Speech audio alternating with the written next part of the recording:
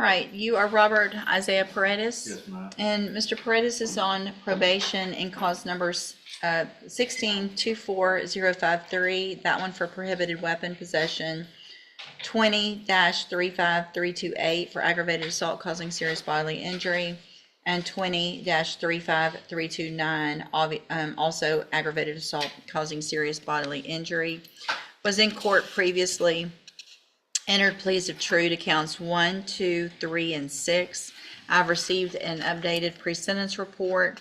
Have you both had an opportunity to review that report? Yes, Your Honor. Yes, Judge. Any additions or corrections? Nothing with that.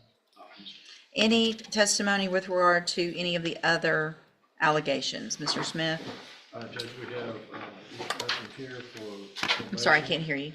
We had the probation officer here, if you'd like to hear from him. I believe that, yes, I did address. I mean, I have what he put in here, but I just am asking if there's any witness, if you want to put in on any testimony for the counts that were not pled true to or not.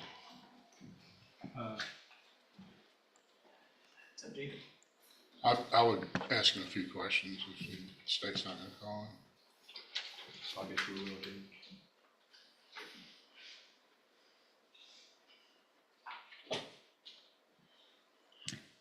All right, Mr. Patton, if you'll please raise your right hand. Do you swear or affirm the testimony you're going to give in this hearing will be the truth, the whole truth, and nothing but the truth? I do. Thank you, sir. Go ahead. Mr. Perretus was ordered to perform community service, and has he completed all of that and provided verification to the probation department? He is not, no. And did he appear for alcohol or drug screening on June 18th, June 25th, July 2nd, July 5th, July 21st, 2025? What were those dates again? June 18th, June 25th, July 2nd, July 5th, July 21st, 2025. So June the 18th, he did not show. June the 25th, he did not show. July 5th, he did not show. And July 21st, he did not show. That's what it's. I guess I want to know with regard to community service, obviously what has he done out of any of it, if any? Your Honor, in cause number 16-24053, he has completed 169 hours out of the originally assessed 300, Okay. which leaves him with 131. He last performed community service on April 4th of this year. He worked with our work crew at my Beaumont office. He has not performed any of the community service in either of the other two cause numbers. Okay, thank you. Mr. Kimler? Shouldn't the community service be concurrent in all three of the cases? In other words, the community service that he's done in one case should transfer and be credited against community service required in the other cases? It is, yes, you're correct. So he would have 169 hours in each of the three cases? Yes. Credit, is that right? Yes. And is that so even though he was already on probation on one and then we gave him probation on two after that? It is typically how we do that, Your Okay. Honor. We typically will give them credit for community supervision on any of the cases they're doing for us, regardless of when they started supervision. Community service. Yes. Yeah. Sorry. May I proceed, John? Yeah. How long have you supervised him, Mr. Patton?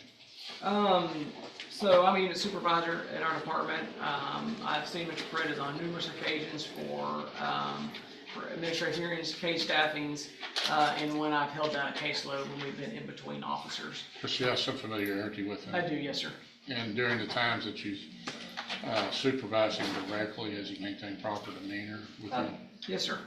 Yes. Proper decorum, all those things? That is correct, yes, sir. And should he be continuing on probation, you would not be the supervising officer, that would be someone else, is that right? That is correct. I would not be supervising him. Well, let's say, I suppose you acted as a supervising officer at some point in your career at the probation department, is that right? That is correct, yes, sir.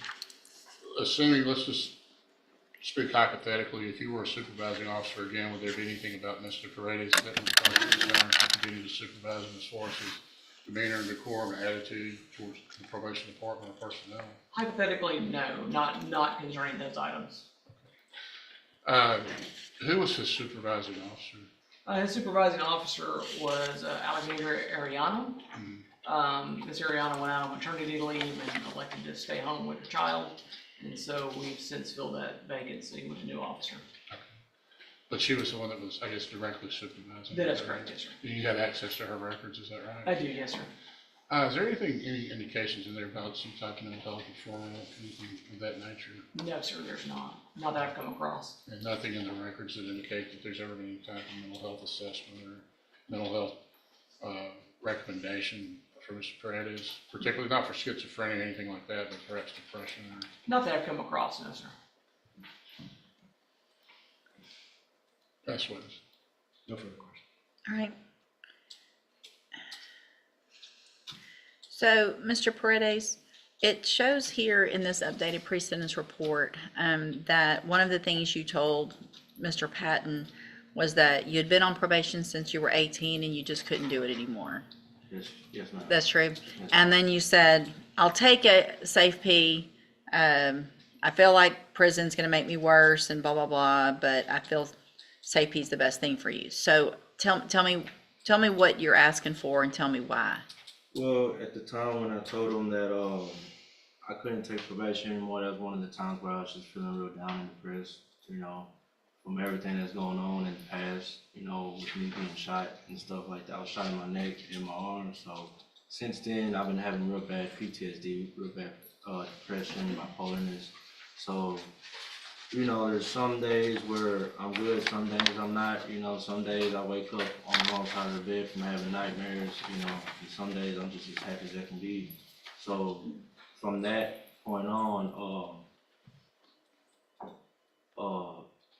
at this point, I know since being in jail now, this isn't what I want because it's just hurting my family, hurting my daughter, and being around the people that's around me, you know, being around murderers and rapists and, you know, aggravated robberies and all that. It's just a bad environment for me, and it puts me in a bad mood. Puts me, you know, in a bad mindset, I guess you can say. And I did speak with the counselor I had that they assigned me for probation, and I did tell her those things, and they did recommend MHMR, but I never went just because I felt like it was I felt kind of low, you know, of thinking I would go to MHMR, you know, because Stigmatized. yes sir. So at this point, I don't want to go to jail or to prison. Feel like being in here, sitting in here, has helped me realize that my life is on the line and it isn't a game and it isn't a joke. And but I do need help mentally. I was prescribed Zoloft the last time I was in here due to my PTSD, but I never took it. Because I heard really bad things about it. But now I'm starting to realize maybe I should be on Zoloft just to control the urge of smoking weed and you know, that kind of behavior. I could ask him a few questions, Ron. Sure. I'm Wait, sorry, Ron. best you can, raise your right hand. Do you swear affirm the testimony you're going to give in this hearing will be the truth, the whole truth, and nothing but the truth? Yes, ma'am. Go ahead. Explain those facial tattoos to the judge. This tattoo right here is my daughter's birthday, 11/14/2017, and this is 9/16/22 is the day my cousin killed himself.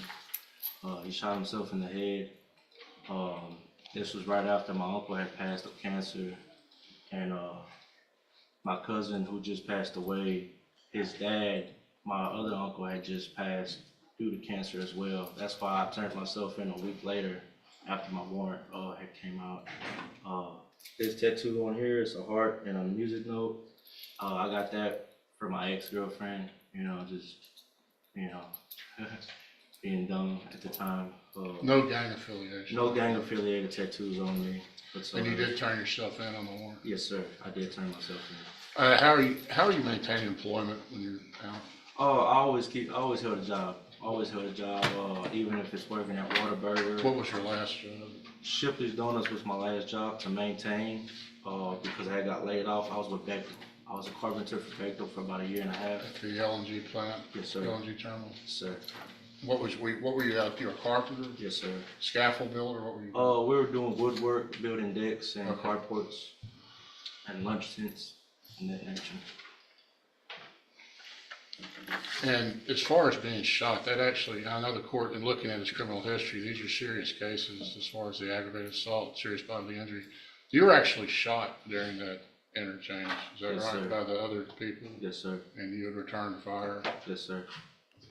That's not I what, understand, Your Honor, but it's not, I don't want the court to think, I'm just looking at it, and I'm not trying to. my understanding from the version in the pre-sentence report previously, and I didn't represent him. my recollection of it actually, because it's not good when I remember you.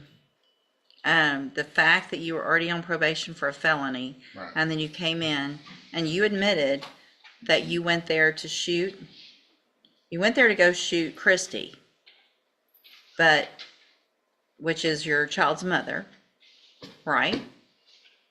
That's not true? No? So did you mean to go shoot the two girls that got shot, Alexis and Taylor? No, Who'd you mean to shoot? I didn't go there to shoot anybody. I think as he explained it to me, he was going there to meet for sexual purposes, the two girls, and when he got there, he was set up in the parking lot, and then by other people there, by people who were gonna rob him, and in the course of that, there was a gunfight, but he wasn't going there to shoot anybody. All right, well, that's, He was again, going there for an illegal purpose, to that have goes sex against with everything them. that was said and everything that he agreed to back then, because, That's correct. We were getting ready for trial on this case. Yes. He was the aggressor. He was the one that fired first, and had he been a better shot, Alexis and or Taylor might Sure. have been killed, but he was there to go kill Christy. I didn't represent him in Okay. that, so I don't know. all right. Anything else? All right, Mr. Smith, argument? Judge, I would agree with the probation that I believe he's only asking for safety now simply because it's the only alternative he sees to prison. I don't think he's sincere about it. We have given him chance after chance after chance, and he has squandered, wasted, and even though he's a nice guy when he shows up, he does what he wants to do. That's evidenced by the jail reports that shows that they tell him to go back to his bunk and he just gets in the shower with his jumper on. And then when they write him up about it, then he says, man, fuck you. He has zero respect for authority or doing what's right, what he's supposed to do. I think prison term is appropriate in this case. The PTSD excuse is weak. He was the aggressor in the initial contact. And you can't claim that, well, I feel bad because I got shot by somebody who was defending two other women. So I would ask for pen time in this case. Anything else, Mr. Kimler?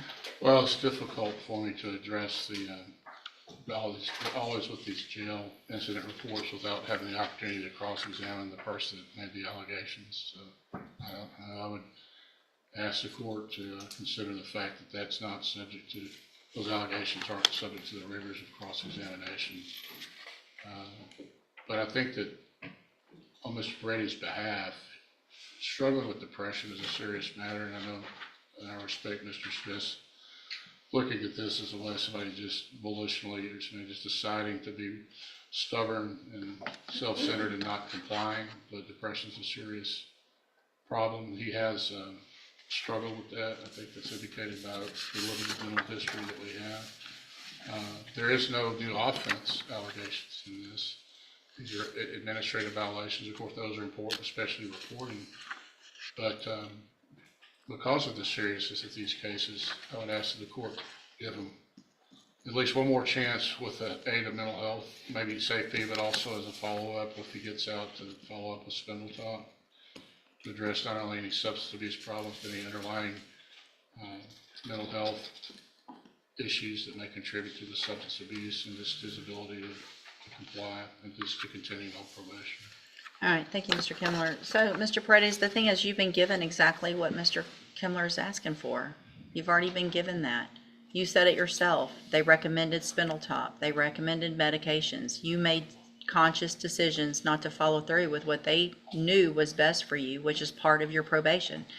Everything that they say you should do is a court order. The fact that you are on a probation for possession of a prohibited weapon, like you said, from back when you were 18 years old, put you on a probation, 10-year deferred for that, November of 2016. Then we're back here, you're put on probation for 10 deferred on 2 aggravated assault causing serious bodily injuries in March of 2022 for shooting 2 girls. And you got shot in self-defense.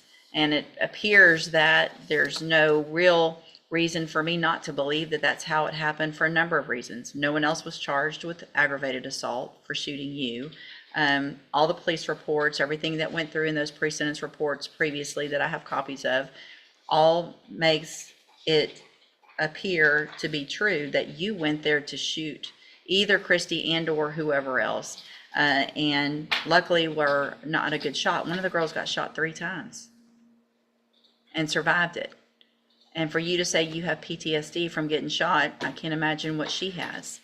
I feel like you've been given every opportunity. And when I look back on some of these times where I give chances like I gave you, it's very frustrating and a little embarrassing because it looks like I was not really thinking clearly then. I understand that these are drug allegations. You've been given opportunities to get help. I mean, you've been on probation since 2016 with every opportunity possible. So at this time, in cause number 16-24053, I'm going to, also based on the evidence presented today, I am going to find count 5 true.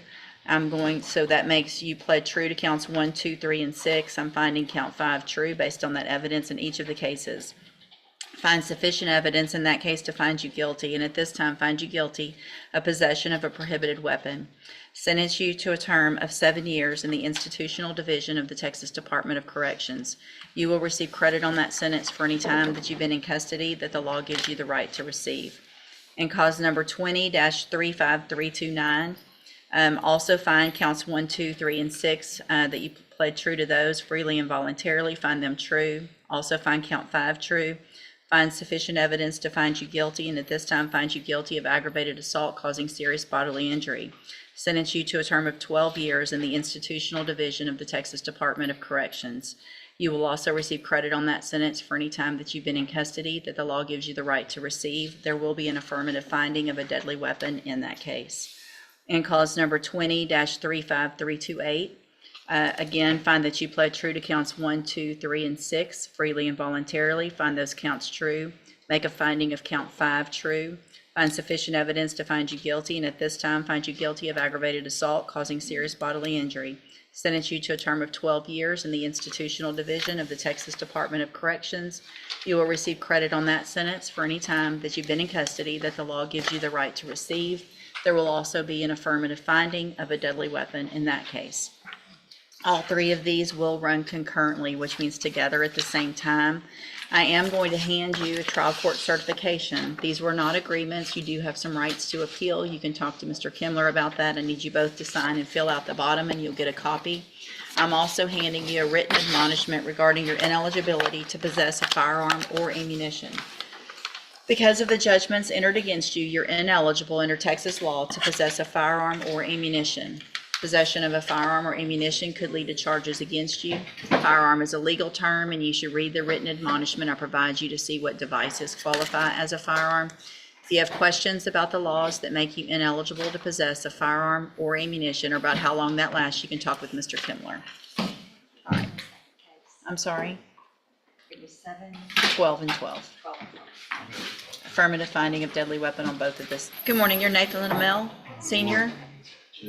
And Mr. Lamel was previously in court and entered a plea of true to count 1 in a motion to revoke deferred probation on probation for evading arrest or detention with the use of a vehicle. And that was from February 17th of 2025. Count 1 that he pled to was the count where he was arrested for a burglary of a habitation. It was not necessarily that he had committed it, but that he had been arrested for it. And Judge, And go just, ahead. so you're aware, the motion reads kind of funny that you pointed out to us last time. So I could technically abandon 1 and 2. I just kept them there for your review. Have corrected them in 7 and 8, I believe. Okay, so That's there why was a it's first amended. Yes, ma'am. So we need to go through that first amended. Correct. And then Ms. Branch will be here to testify in place of Ms. Jefferson if those pleas don't change. Okay, hold on a second. Let me pull this up correctly. So let's go through that motion. Mr. Lamel, best you can, raise your right hand, please. Do you swear or affirm the testimony you're going to give in this hearing will be the truth, the whole truth, and nothing but the truth? Yes, ma'am. Thank you, sir. You can put your hand down. And will he waive the formal reading of the first amended motion to revoke unadjudicated probation? So,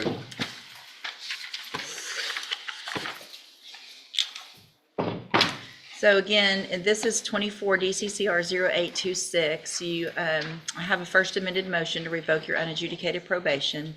Shows you were placed on probation February 17th of 2025 for evading arrest or detention with the use of a vehicle, and that was a 5-year deferred probation. Is that correct?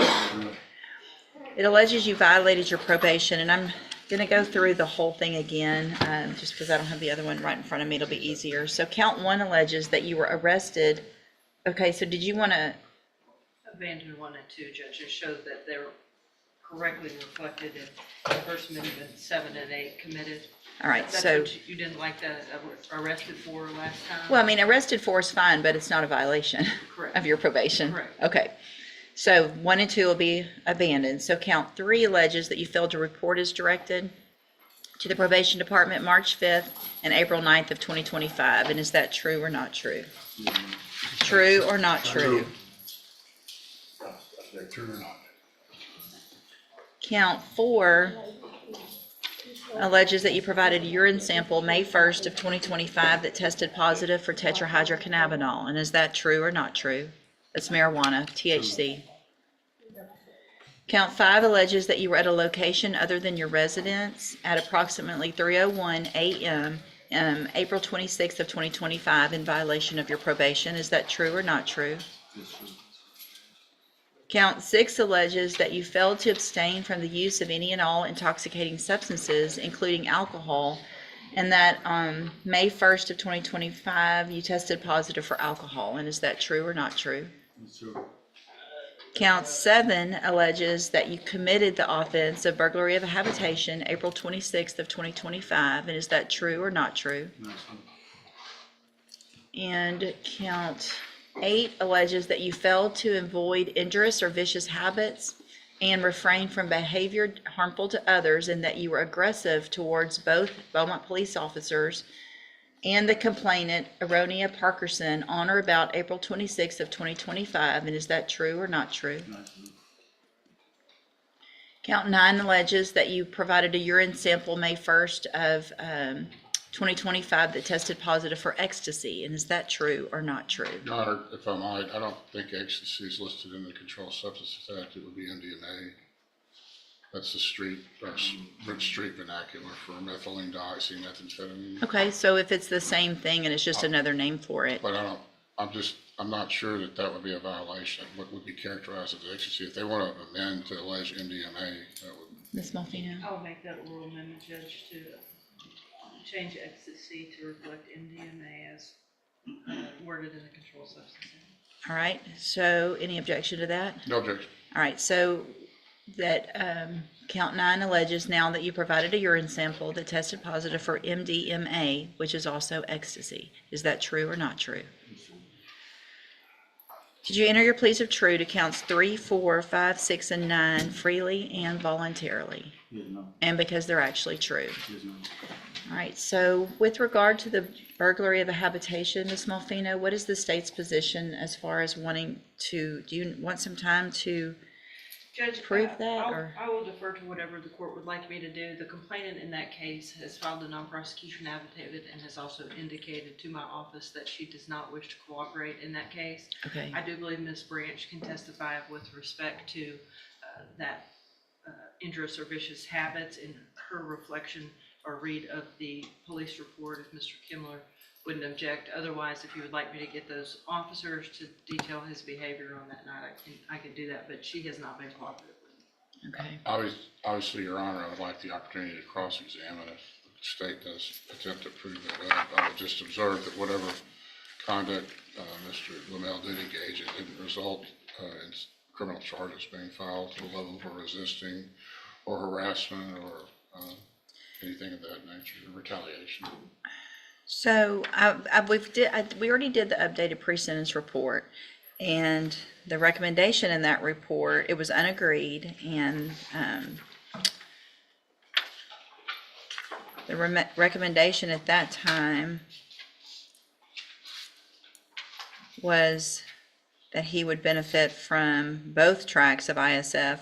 Can't do both tracks, but so go in and do the substance abuse track, followed by JCDI, anger management. Ms. Malfino, since it can't go if the other case is pending, I guess based on what you're telling me about the complainant in the other case, what is your position on that? To not proceed on that case, Judge. Okay, so there'll be a dismissal. If we order him and to ISF, I will follow dismissal today so that doesn't hold him up. If that's also Ms. Branch's. Is that still your position? Yes, ma'am. Cognitive track or substance abuse, you know? Well, substance abuse is clearly an issue. I think I would rather do substance abuse and then JCDI and then whatever other behavioral thinking, You make sure. moral recognition or something like that once he's out, and so that we get the more intensive substance abuse before he gets out for JCDI would be my thought. What do you, or would you think cognitive track would be better? You do? Okay. So what is the status of the relationship with the complainant? What's her name? Ronia. I'll represent to the court. Aronia Parkerson. I'm asking him. I'm asking I him. understand that she's present outside of the court. Okay. So what is your status of your relationship? Are y'all still together? Yes, no. Do you want to ask her some questions since she's here? Maybe so, Judge, if I may. I didn't realize she was. You want to go visit with her for a minute, or do you She's want to have her outside. brought in? Oh, we can just have her brought in. Would you please call the name Aronia Parkerson?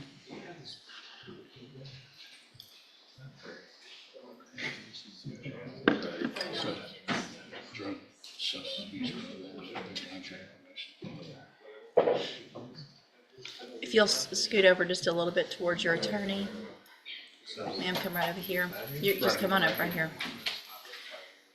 Would you please state your name, please? Ariana Parkinson. And Ms. Parkerson, would you please raise your right hand? Do you swear or affirm the testimony you're going to give in this hearing will be the truth, the whole truth, and nothing but the truth? Yes, ma'am. Thank you. Ms. Malfino? Thank you. Ms. Parkerson, can you please describe for the court the nature of your relationship with the defendant, Nathan Lamel? He's my boyfriend. And is the gentleman in the orange to your left, is that Nathan Lamel? Yes, ma'am. Your Honor, may the record reflect that the witness has identified the defendant in this hearing. The record will so reflect. Judge, on Saturday, April 26th of this year, at approximately 6:15 in the morning, were officers of Beaumont Police Department dispatched to your home in reference to a burglary call that had been made. Yes, ma'am. Can you tell the court about that? Me and Nathan had got into a disagreement. I really don't recall what the disagreement was about, but the first time they were called, he was trespassed. And the officers explained to me that if I called them back, that the trespass warrant would be voided. I was okay with that because I knew I was gonna call him back eventually. But he came back a second time, which made me call them again because he wanted to talk about whatever we had a disagreement about, but I didn't want to at that moment. I was going through a lot. I had just had my son a month prior, so I was dealing with postpartum. And at that moment, I just didn't care to hear what he had to say. But he knew I called the police back, but my dad was also at my house, and my dad wanted to talk to us both to see what the problem was between us, which is why he stayed and he was arrested that night. At approximately 5 a.m. that morning, or thereabouts, 5:20, were you awake and on the sofa in your living room, I'm sure probably with your new baby? Yes, ma'am. And what did you hear going on in your bedroom? Breaking of glass, rustling of things around? Yes, ma'am. And tell the court about that. What is it that you observed? Did you observe the defendant coming forcibly into the window of that residence? I wouldn't say forcibly. Had you given him permission? No, but I heard him trying to open the window, and at that point I started recording a video just to get him away. once the police was brought back. Did you feel like that entry into your home was with the intent to possibly assault you based on what had been happening previously that evening and with respect to the nature of y'all's ongoing relationship? No, ma'am, I don't feel that I was in any harm. He just wanted to talk. So you don't believe that it was his intention to assault you, or that he could have possibly assaulted you in that scenario there? No, ma'am. But Like, you still felt it necessary to contact the police on multiple occasions that night? I just wanted him to leave. I didn't want to continue to talk about the situation. If he would have left the first time and then came back the next day, we could have revisited our situation. Just like when he was released 3 days afterwards, I think accusation is what it's called. He came back to my home and we talked about the situation, and moving forward, we've been good ever since. Okay.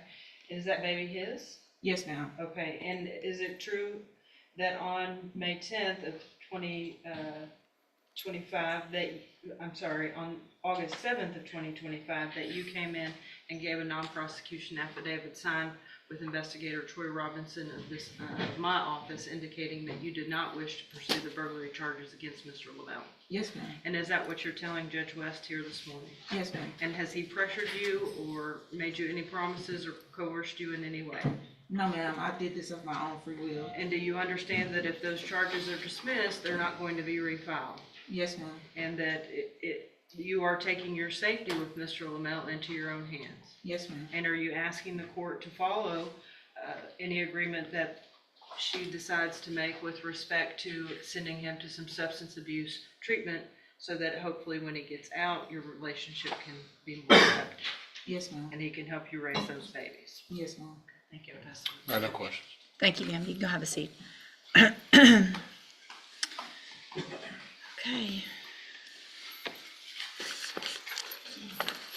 Not a good way to handle that situation, was it? No, ma'am. When you hear it out loud, how does that make you feel when you hear out loud what you did that night? A little disappointed.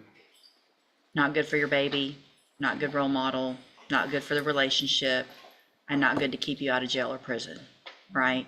Right. So what I'll do then, based on that and based on her representations and probation's willingness to try to help you so that you can be successful, is I'm going to find that you entered your pleas of truth to counts 3, 4, 5, 6, and 9 freely and voluntarily.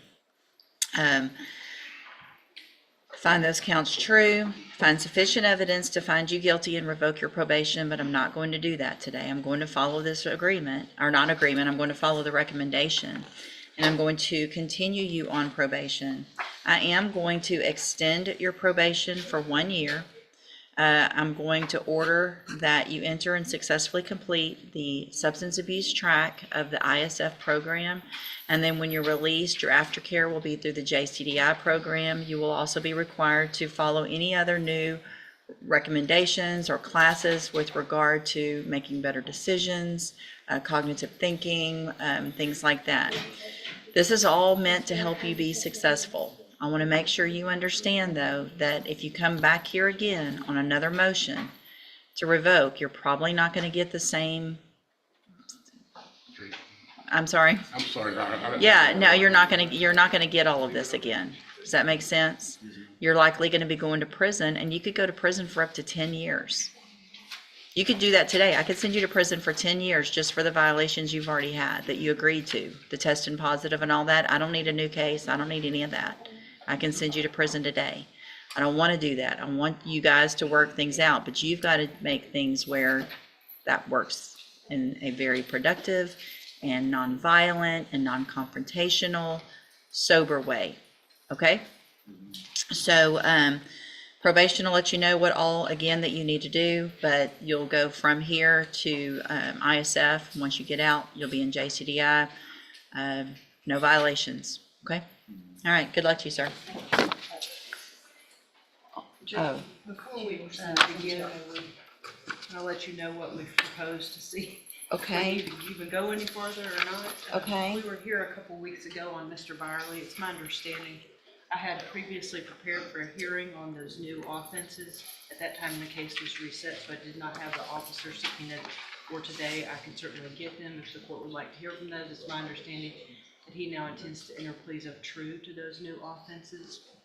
When we were here last, we had semi-made the suggestion of ISF/SafeP. It came to my understanding that he's already gone to ISF, just from the reaction that the court kind of gave us to that, and in my extensive conversation with Ms. Johnson, we have taken that offer off the table and made an offer of 5 years in all 3 of the felony cases for a revocation, which would then make him a repeat offender if he's back in front of you. Okay. And that's your understanding and your agreement as well, Mr. Burbank? Yes, Your Honor, and we prepared paperwork and 3 indicated 2 MTRPs and new possession. I only see 2. Is there another set of paperwork? I've got the 2 MTRPs. I don't see the new case. Possession that I sent. So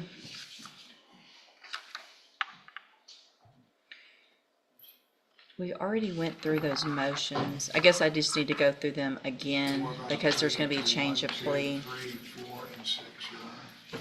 Let me,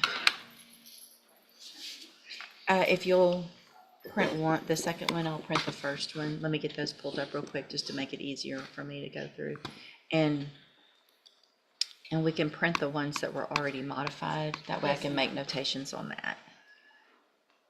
And Judge, again, I know I had let you know last time, I'm not meaning to interrupt you. Go ahead, I'm While you're just reading, praying. obviously the concern of the original underlying offenses back in 2017 that carried on until 19 was the violation of protective order. I've continued to maintain contact with that family and can assure the court that they have assured me that there has been no issue with Mr. Byerly. Good. So Thank you for I just that want as the well. record to reflect that.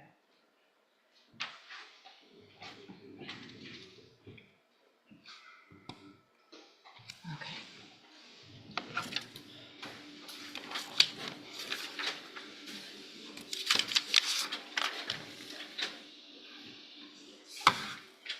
Okay, I'm getting there.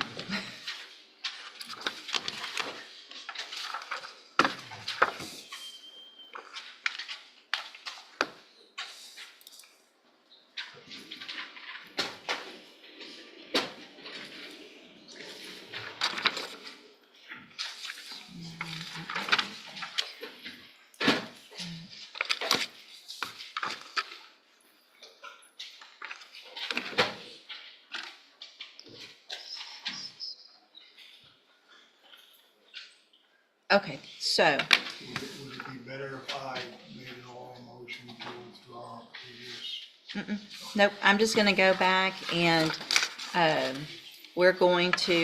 gonna just rescind everything that we did at the previous hearing, and that way we start fresh from this hearing, and there's no mistake on what everyone's agreement is and what he's pleading true to, and we'll do all of that today. So will he waive the formal reading of the motion and the indictment? He will in The motions. all cases. Okay.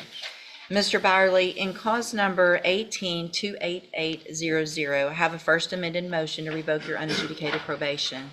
It shows that you were placed on probation May 13th of 2019 for the offense of violation of a protective order. That's a 3rd-degree felony, and that was a 10-year deferred probation. Is that correct? Correct. And then in cause number 18-29063, I also have a first amended motion to revoke your unadjudicated probation. Shows that you were placed on probation May 13th of 2019, also for violation of a protective order, a 3rd-degree felony, and that was also a 10-year deferred probation. Is that also correct? Yes. And so it alleges that you violated your probation, and y'all are going to go, 1, 2, 3, 4, and 6. okay. The new offense that he's about to plea is the possession, right? Correct, that should be number 6. That's 5. Oh, 6 is that he possessed it. But 5 is committed the offense. So that would make I'm sense. sorry, they're different numbers in each one. Oh, One is 6 and great. one is 5. I love that when that happens. If you want to amend, Judge, we'll go. No, it's okay. I have to do, it's the numbers are the numbers. Okay. Count 1 in each of these cases alleges that you violated your probation by committing the offense of assault April 21st of 2025. And is that true or not true? True. And then count 2 alleges that you provided a urine sample April 29th of 2025 that tested positive for opiates in each case. Is that true or not true? 2. And then count 3 alleges that you failed to provide verification of attending the JCDI program. Is that true or not true? And that's in each case as well. Count 4 in each case alleges that you failed to abstain from the use of any and all intoxicating substances and that you tested positive for alcohol April 15th of 2025. Is that true or not true? True. And that's also in both cases. Count 5 in cause number 18-29063 and count 6 in cause number 18-28800 alleges that you committed the new offense of possession of a controlled substance May 29th of 2025. Is that true or not true? True. Is that enough for everybody? Yes, Judge. Sorry, I feel like I've gotten through it without messing up, but if I keep going on the different numbers. All right. Did you enter your pleas of true in each of those cases freely and voluntarily? Yes, ma'am. And because those counts are actually true? Yes, ma'am. In both of those cases, I have here on the computer some documents that have your signature on them that the state has marked as exhibit number 1. Before you signed these, did you go over them with Mr. Burbank? Yes, ma'am. Do you fully understand them? Yes, ma'am. And do you understand if I follow the agreements that you've made with the district attorney that you will be waiving or giving up any right to appeal? State tenders number 1 in each of those cases. It's admitted in each of those cases. Is there any evidence that Mr. Byerly is not competent? All right, Mr. Byerly, in each of those motion to revoke your unadjudicated probation cases, I am going to find that you entered your pleas of true freely and voluntarily. And cause number 18-29063, find counts 1, 2, 3, 4, and 5 true, find sufficient evidence to find you guilty, and at this time find you guilty of violation of a protective order, sentence you in accordance with your agreement to a term of 5 years in the institutional division of the Texas Department of Corrections. You will receive credit on that sentence for any time that you've been in custody that the law gives you the right to receive. And cause number 18-28800, find counts 1, 2, 3, 4, and 6 true, find sufficient evidence to find you guilty, and at this time find you guilty of violation of a protective order. Sentence you in accordance with your agreement to a term of 5 years in the institutional division of the Texas Department of Corrections. You will also receive credit on that sentence for any time that you've been in custody that the law gives you the right to receive. Bless you. Give me just a second now.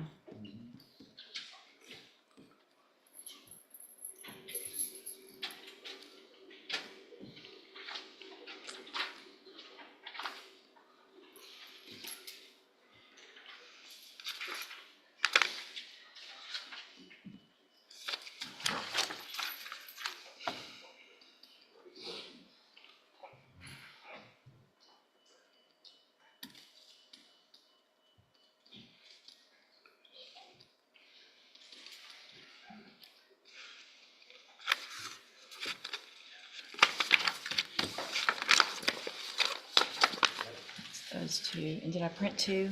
Yes, ma'am. Okay, now let's go to